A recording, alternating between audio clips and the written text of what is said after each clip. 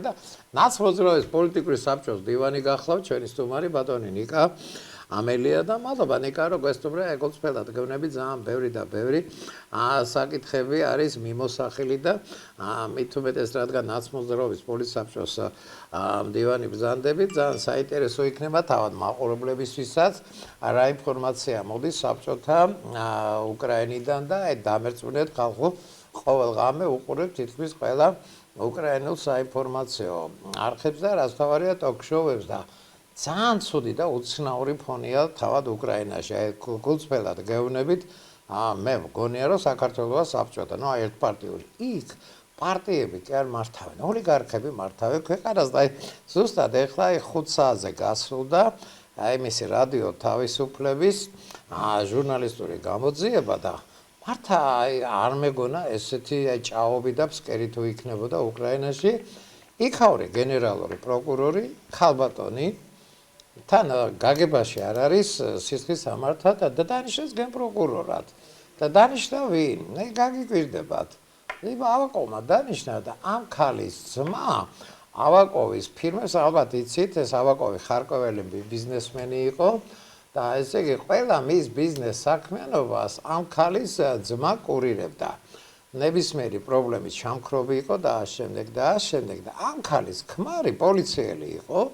ნუ და ყველა საოცრება ისა რომ ეს ქმარი დააწინაურეს ცოლი როგორც კი პარლამენტის წევრი გახდა იმან რა ქვია ავაკოვმა გადმოიყვანა კიევში პოლკოვნიკის წოდებებისა და მინისტრის მოადგილეა თუ რაღაც არის IT-სთან დაკავშირებულ საქმეებში და აი გამოუგნებელი ახლა ორი მთავარი ძალოვანები ვინც კი არიან საერთოდ უკრაინაში ძირითადად თანამდებობა არის შსს მინისტრობა და გენპროკურორი. აი ეს ადამიანები არიან როგორ გითხრათ 70-80% ძალისმიერი ესე ვთქვათ ენერგიის გამოსხივებლები არიან და ეს ადამიანები არიან მიშას წინააღმდეგ და ეს ბუნებრივიც არის რომ ნებისმიერ ძალოვანს მით უმეტეს ფინანსურად ძლიერს და გავლენიას აქვს ჟირი რომ თვითონ აკონტროლოს სიტუაცია და არა ვინმე სხვამ და ძალიან ბევრი ისეთი უცნაურობები ხდება უკრაინაში. აი დამეჯერეთ დაახლოებით 9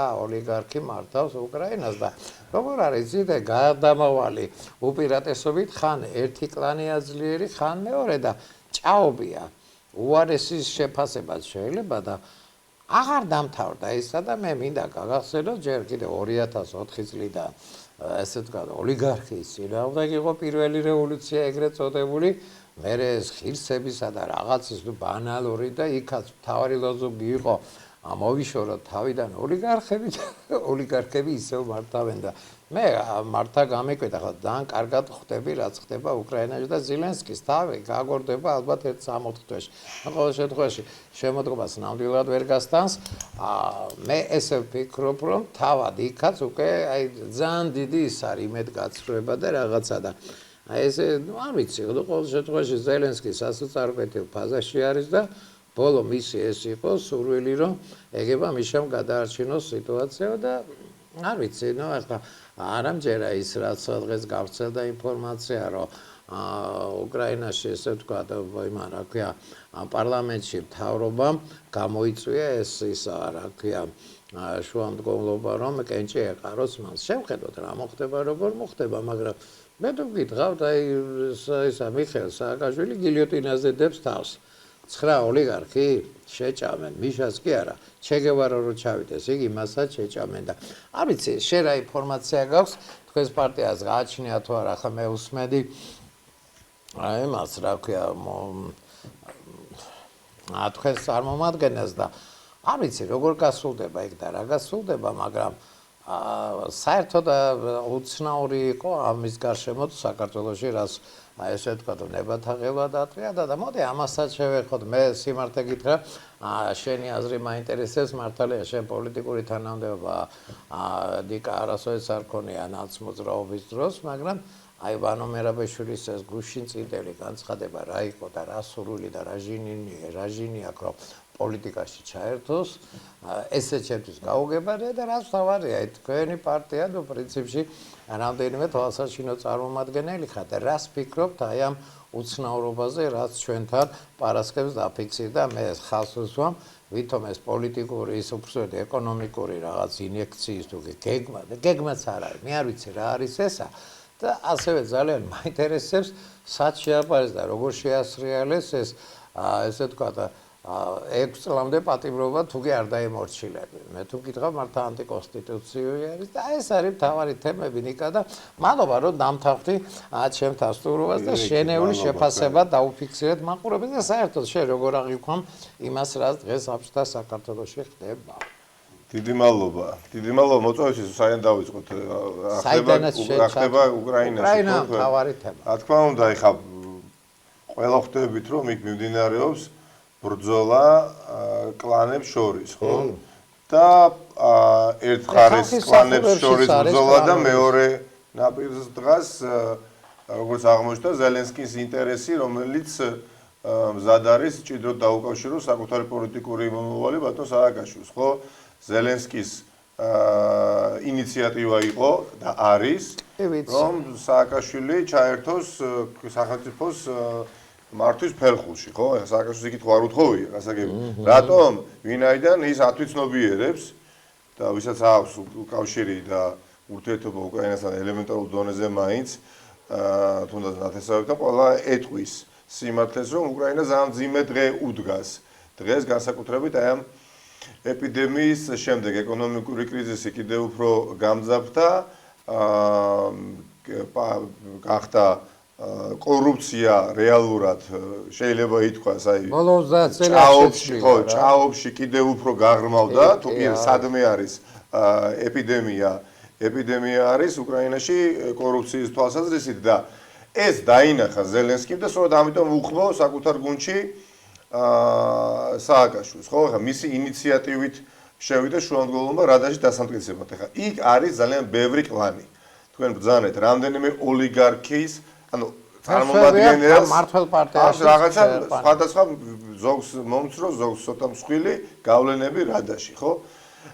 რა თქმა უნდა, ხა ადამიანი, რომელიც არის ჭიპმოჭრილი რეფორმების გატარებაში, ამიტომაც დაუძახა ზელენსკი და ამას ათვისნობიერებს ის ოლიგარქიც, ხა.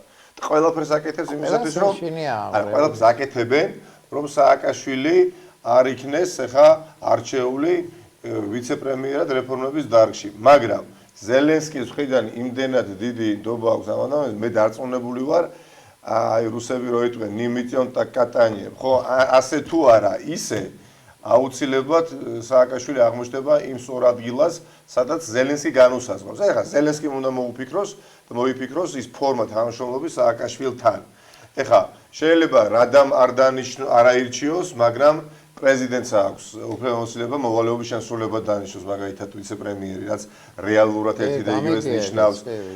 ნახოთ, დავუვადოთ, მაგრამ ფაქტი არის ერთი, რომ როგორც ჩვენთან ქვეყანაში, ასევე უკრაინაში მიმდინარეობს, ანუ ხალხის ხარდაჭერა აქვს სააკაშვილს, უკანასკნელ სოციოლოგიურ კვლევამაც დაადასტურა, ამას ხედავს ახლა ზელენსკის, რომ ის უდიდესი ხარდაჭერა, რომელიც ზელენსკის ჰქონდა თავიდან, ხო, შეუძლებელი იყო იმ მასშტაბის ხარდაჭერის შენარჩუნება და ხდება ადამიანი, რომ სწორ ადგილზე, ასე თქვათ, მდორედ დგომა, მას პოლიტიკურად კარგს არაფერს არ მოუტანს.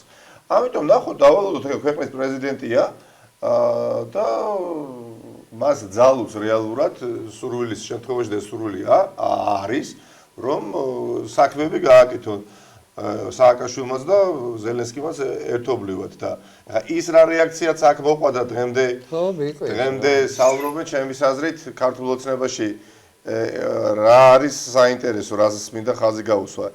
ერთი, რამდენად არათანმიმდევრულები არიან ქართულ ოცნებაში. რატომ? როდესაც პრეზიდენტმა ზელენსკიმ სააკაშვილი ვიცე-პრემიერის თანამდებობაზე წარადგინა, ხო?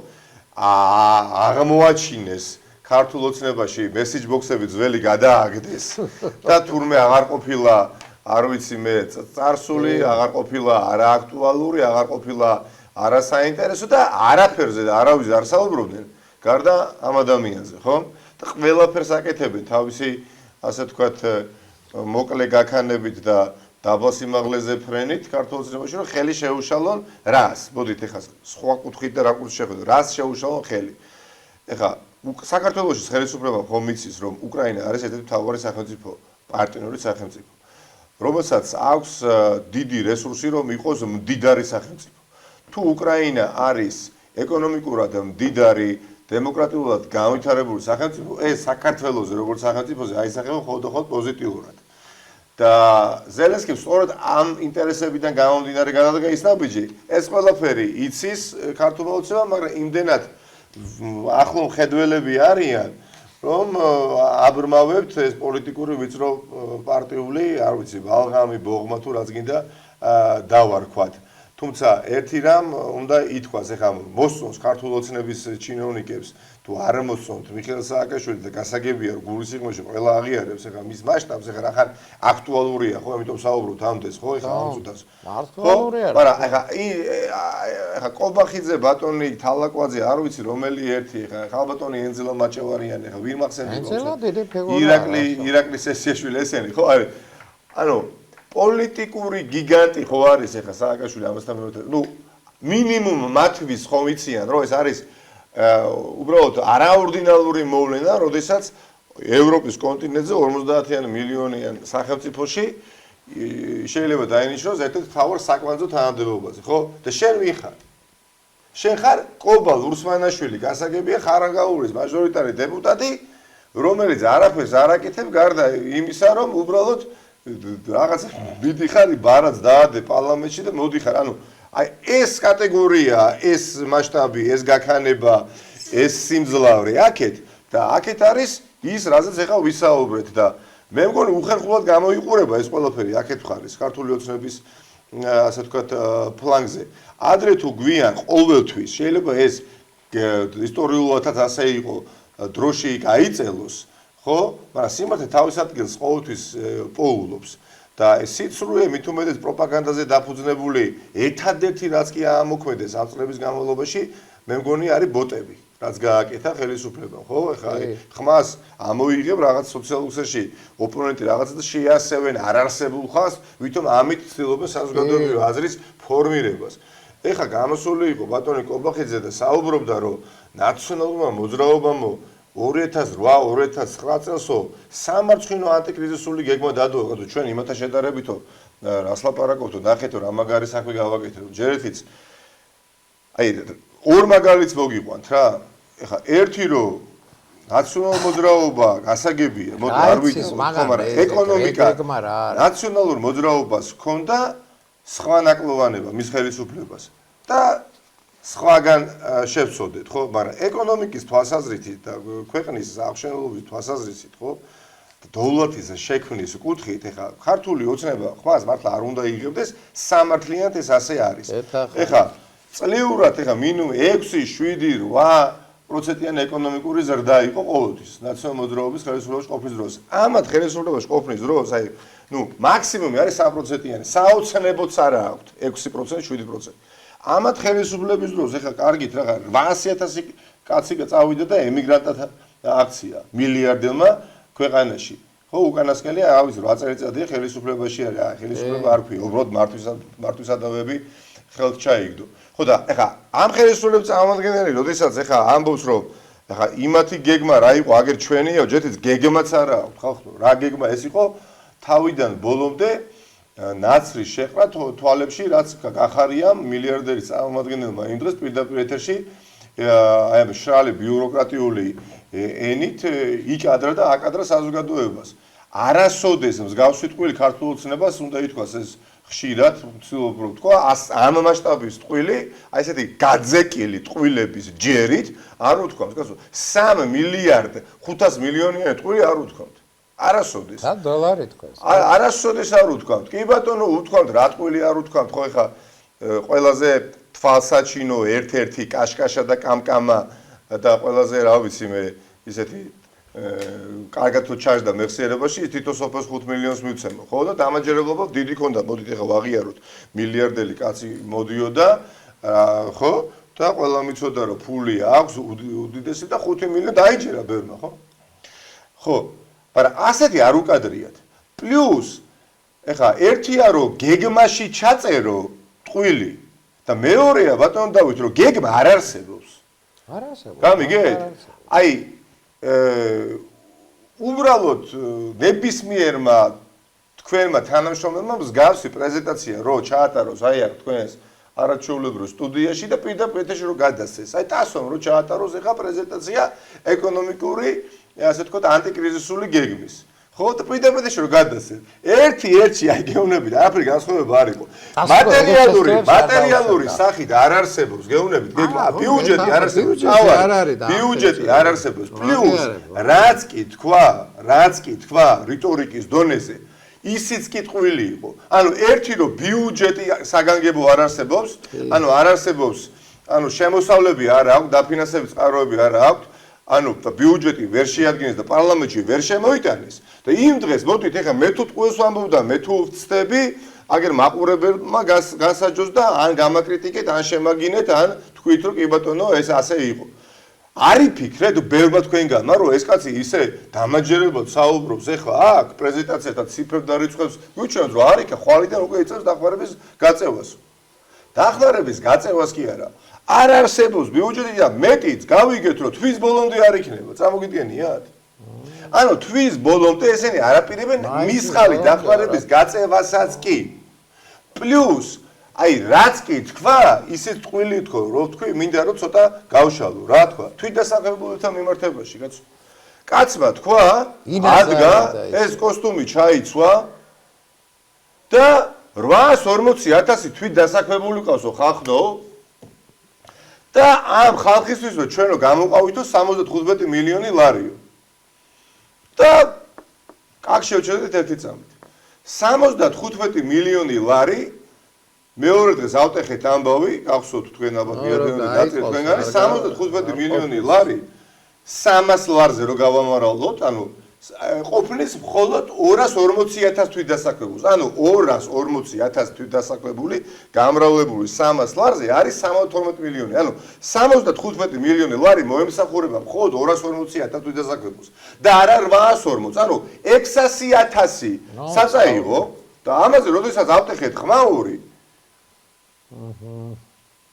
დღეს გამოვიდნენ და აღიარეს რომ მხოლოდ 1/3-ს დავეხმარებითო. ისეცო იმ თვითდასაქმებულებსო, რომლებიცო იურიდიულ პირთან იყვნენ დასაქმებულები. ძალიან უცნაურია. უცნაური კი არ არის, დაცინვარი, კაცო. ყოველთვის ახლა შეცდომა არის, ნახეთ, როდის ადამიანი ბავშვობაში ახლა მეც დამართია თქვენს ალბათ და როდესაც აი აშკარად რაღაცა, გატეხე ვაზა თუ რა ქვია? და კატას დავაბრალოთ, ხო? ლამბაკი, ხო? და მშობელმა დაგინახა და ურცხვად ეუბნები არ გამიტეხავსო, ხო? ხო, მოიკრებდი ძალბან, ვინგიჯერებდა მაინც. ეხლა, შეცდომაში რო ჯიუტდები, მანდ უკვე ჩახარ სასაცილო. დღეს ღარიბაშვილი რა იყო? ღარიბაშვილი ცალკევით, ხო? ღარიბაშვილი ახლა წამოსდა ეხლა. ეხლა ბიუჯეტი ვერ დაამტკიცეს და პარლამენტში თვის ბოლომდე ხუმრო თქვენ ეხლა ერთი თვეა წინ კაცო, ერთი თვე ჯერ არაფერი არ იქნება. და ბიუჯეტი დაამტკიცეს ამ ბატონო ღარიბაშვილს ხელწამოწეული რო დადის სულ მუდამ 600,000 ლარი მაჯის საათების შესასყიდად. 600,000 ლარს ქვეყნის თავდაცვის მინისტრი რომელიც ართაკილობს და ამბობს რომ თურმე ეპიდემია გასაგებია კორონა, მაგრამ აი თავარი ოპოზიციური პარტია ესენი კიდევ უფრო უარესებია, ამათაც რომ ვებრძოლოთ. ნორმალურ სახელმწიფოში თავდაცვის მინისტრი ჯერთიც ამას საჯაროდ როგორ იტყვის. თქვა, მოახერხა ტელეკომპანია იმიჯი. მეორე 600,000 ლარი ეხა ნაღრძობი უნდა კონდეს, ბაპატიეთ, არ ვიცი მე ტვინი, ან ოდნავ ერთხელმაინც უნდა გამოატარო გონებაში აზრი რომ ხალხი რო გაიგებს რომ ამ გაჭირვების ჟამს შენ 600,000 ლარს მაჯის საათებში ხარჯავ თავდაცვის სამინისტროს ბიუჯეტს თანაშრომლებისთვის, ავსის სტუმრებისთვის, ხო? ნორმალურია ეს. პირდაპირ გეუბნები. 300 მილიონი ლარიო შევამცირეთ ბიუროკრატიული ხარჯები. ახაც ამ ხელთ ყვილი თქვა ხარჯები და აუხსნი რატო? 300 მილიონი ლარი კი არ შეამცირდა, კაცო. ავტომატურად შეამცირდა ეს 300 მილიონი ლარი. რო შეამცირებია მინიმუმ მილიარდი ლარი უნდა შეამცირებია და გეტყვით ახლა. შეამცირდა ავტომატურად, მაგალითად 3 მილიონებოდა წარმომადგენლობითი ხარჯები, ხახო. ავტომატურად შეამცირდა 100 მილიონი იყო და 3 მილიონებო ხარჯი ვინ წავა, სად მოვა, ახლა ხო ქვეყნის გარეთ ვერავინ გადის და ქვეყნის შეგ ვერ 100 მილიონი. წარმომადგენლობითი ხარჯი უამრავი. 26 მაისის აღლუს და ასე თქვა ღონისძიებებს ჩაატარებენ ყველაფერს თავი მარტო 8 მილიონი იქ იზოგება თავისთავად ეს ხარჯი დაიზოგა მაგრამ არ დაზოგეს ბიუროკრატიული ხარჯი რატო არ დაზოგეს იცი იმიტომ რომ იქ საკუთარი ინტერესი იყო ამ ბიუჯეტში რა თქმა უნდა ზვარაკად ეს თავიანთი ინტერესი ამ კრიზისს ვერ შეწირეს მინიმუმ 700 მილიონი უნდა დაეზოგათ ხო და ეხა ეუბნებიან დურგალს ეუბნებიან კალატოს ეუბნებიან ღებავს ეუბნებიან ყველა პროფესიის ადამიანს აი ვენახში ვაში ვასთან ვინც კი მუშაობს მიწაზე ვინც კი მუშაობს რომ მე რა რომ საქართველოს მოქალაქეები ხართ მე რა რომ მილიარდერის ხელისუფლება ვართ თქვენ ეხა ცნობის მომტანები არა ხართ ბეჭედს ვერავე ვერ დაგიტყამთ მე რა მთელი ცხოვრება დურგალი ხარ მაგრამ ნუ მე არ გცნობ რომ შენ ხარ დურგალი ხო აი ეს უთხრეს დღეს თავში ქვა გიხლია თუ ეს არ უთხრეს მეშლება რა მე ზუსტად ესე იყო ნიკა ეს ხო და არა და ლოგიკა მინდა ერთი გაგიგოთ ერთ რაღაცას და თუ ვწდები მითხარით რა 1200 ლარს 6 თვის განმავლობაში მივცემთო იმ კატეგორია მოსახლეობასო ვინც დაკარგავს სამუშაო ადგილებიო ძალიან კარგი დაუშვათ ახლა გეტყვით აქაც ამხელო ტყუილია მაგრამ თქვენ რომ მუშაობდით ტურისტული სააგენტოს ოფის თანამშრომლად და დაკარგეთ სამსახური ძალიან ცუდია რა თქმა უნდა თქვენ რომ სახელმწიფო მე მილიარდერის 1200 ლარს მოგცემთ თვეში 200 ლარს 6 თვის განმავლობაში ბიჭო მე თვით დასაქმებული ვარ მთელი ჩემი ცხოვრება ხო ვაჟარო ვარ არ ვიცი მე კალატოზიშვილი პირობითად და 40 წელია რომ დურგლად მუშაობ ხო და ვეღარ მუშაობ იმიტომ რომ კრიზისია ყველაფერი ჩაწვა მე ერთჯერადად 4ჯერ ნაკლებს რატომ აძლევ ანუ კუჭის ოპერაციას მიკეთებ ნაკლებს შევჭამ დავლებ ოჯახი აღარ მაქვს არჩენ თუ აი რატო ესეთი სეგრეგაცია ვერ მივხვდი და პლუს ეუბნებიან რომ ცნობოდა მოიდა თავისთავად ამოვარდა მაგრამ ახლა საინტერესო რა არის აქაც ამხელად ყურს ამბობენ ნახეთ აი უბრალოდ დღეს ქვეყანაში დღეს რა კრიზისამდე ბატონო დამდე დასაქმებული იყო იცით ჩვენთან 1.700.000 ადამიანი ამა თუ ინფორმით მუშაობს ქვეყანაში მუშაობდა 1.700.000-დან 840.000 არის თვით დასაქმებული 1.700.000 გამოვაკლოთ 840.000 თვით დასაქმებული გასაგებია ამას უნდა გამოვაკლოთ 300.000 საჯარო ბიუროკრატიული თანამშრომლები 300.000 გასაგებია დარჩა 550.000 კერძო სექტორი ნახეთ რატო ამბობ 550.000 ადამიანი მუშაობდა კერძო სექტორში გამოვიდა გახარია და თქვა რომ 550.000 ადამიანიდანო დაკარგა სამსახური 65%-მა ტყუილია რა ეს და დავადასტურებ ტყუილია და ამისთვისო მე გამოვყავი 460 მილიონი ლარიო ჯერეთის 420 მილიონი ამისთვის საჭირო და მეორე ხახნო თუ ჩვენ ვამბობთ რომ 550.000 კერძო სექტორის მიმართულებით სამუშაო ადგილები დაიკარგა 65% ეს არის კატასტროფა ეს ასე არ არის და ახსნე რატო არ არის იმიტომ რომ 550.000-დან თუ 65% დაიკარგა მაშინ ჩემო ბატონო და აგერ ამოვიწერე სპეციალურად რა უბრალოდ რო გითხრათ რა ამხელად ყვილს ამბობს რა სამსახური არ დაუკარგავთ მოდით პირდაპირ გითხრათ და საბანკო სექტორში დასაქმებულ ადამიანებს რომელიც არის 25.000 550 მოდი გამოუქვითოთ რა უბრალოდ რა 25.000 ადამიანი მუშაობს ბანკებში არ დაუკარგავთ რა კერძო და სახელმწიფო საგამართლო დაწესებულებებში ან უნივერსიტეტებში ონლაინ გაგზავნა 151.000 ადამიანი მუშაობს რეწველობაში 150.000 ტრანსპორტი და საწყობებში ვინც მუშაობდა 78.000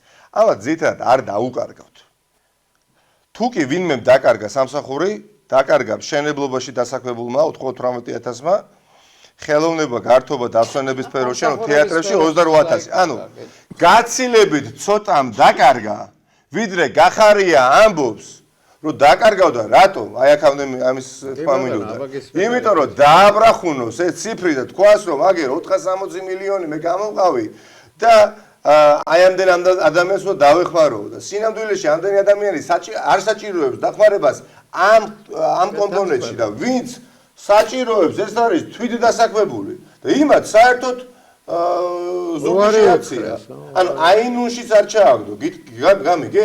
მაგრამ სამაგიეროდ ჟღერს რომ უბრალოდ გამოყავი 460 მილიონი ლარი 350,000 ადამიანისთვის. ანუ გახარია დღეს ამბობს რომ 350,000-მა კერძო სექტორში დასაქმებულმა ადამიანმა დაკარგა სამსახურიო და მე მათ თვეში 200 ლარზე მივცემო და ამისთვის გამოვყავი 460 მილიონი ლარიო. ჯერ დამაშიდება 420 მილიონი, ანუ ხაროზია შედგენილი. მაგრამ სრული პასუხისგებლობით ვამბობ ხალხო, 350,000 ადამიანს სამსახური კერძო სექტორში არ დაუკარგავს. დაკარგა მინიმუმ 250,000-მა. ანუ 100,000 უბრალოდ ჩაატარეს манипуляცია ეხლა. იმისი არ იყოს ეხლა 75 მილიონი ლარიო თვითდასაქმებულის და რას გააკეთებენ? ეხლა ხუჩებზე კარგად იცით. მივა ვიღაცა მარტვილის რაიონის რომელიღაცა სოფლის წარმომადგენელი ქართული ოცნების ოფისში ისინი დაუძახებენ და ეტყვიან რომ გასაგებია ვიცით რომ თვითდასაქმებული ხარ შენ ჩემო ბატონო მაგრამ ვერ გვიქცე მოდი ამ 300 ლარს მოგცე და დამითვალეთ არჩევნებზე მაგრამ არ იმუშავებს ხახნო არ იმუშავებს რა ქნა თვითონ აღარ იციან უბედურება ის არის რომ ანუ აი ეს კრიზისი გამოიყენეს პოლიტიკური манипуляციებისთვის და სპეკულაციებისთვის. თორე პირდაპირ გეუბნებით რა 100 ლარად ვინც ნებას პოლიტიკურს ან შეცვლიდა ან ხმას მისი ნების საწინააღმდეგო სხვას მიცემდა ხო ის ეხაც იგივეს გააკეთეს. მაგრამ ესეთი ადამიანები მადლობას გაცილებით ცოტა არიან ვიდრე ის ადამიანები ვინც საკუთარ ღირსებას და საკუთარ ხმას გაურთხილდებიან. მაგრამ უბედურება ის არის რომ არაფერი არ აინტერესებს ეხა ხელისუფლებას გარდა იმისა რომ იქნება ხვალდაზეგრო არჩევნები იქნება აი ესე გამართლებულად რომ ფურცელზე დავიტანო და მე ვერ მომედავოს ბიუჯეტი და ფული როგორ გაუშვა ჩემს კოორდინატორებს. მადლობა აი ამ განმარტებისთვის და რეკლამაზე გამიშვიდა მე მართა მაინტერესებს ეს არის რა თქმა უნდა მედიკოსების ოჯახი და აი ამ ხრით და ამ მიმართულებითაც აი პირადად შენი პოზიცია და საერთოდ მე არ ვიცი ახლა თქვენი პარტიის პოზიცია ამ მიმართულებით რა არის. მარტივად ეს თემა რო დავხუროთ, საკითხი დავხუროთ. ეს უბრალოდ დეტალებში ჩავედით და ბატონ დაქვაკუბარდეს გაცემა ამ შესაძლებლობას იძლევა რომ დავამგვალოთ რა. ბატონო. თავარი ხალხო, თავარი უდიდესი ტყვილი რაც აი როგორც არ ვიცი თაიგულის შემოგვაყარა ხელისუფლება. ბიუჯეტი არ არსებობს და ეს ბიუჯეტი მაისის ბოლოს კი არა, რაც შეიძლება სწრაფად უნდა შემოვატანიოთ. ეს არის ჩვენი ამბავი. ჯერჯერობით არაფრის გამკეთებლები არ არიან, იკა კვირდები ამ თებას თუ გნებავ გავაგრძელოთ საუბარი რეკლამაზე დავაგვიანე რა. დაგველოდეთ ახლავე დაგიბრუნდებით ხალხო.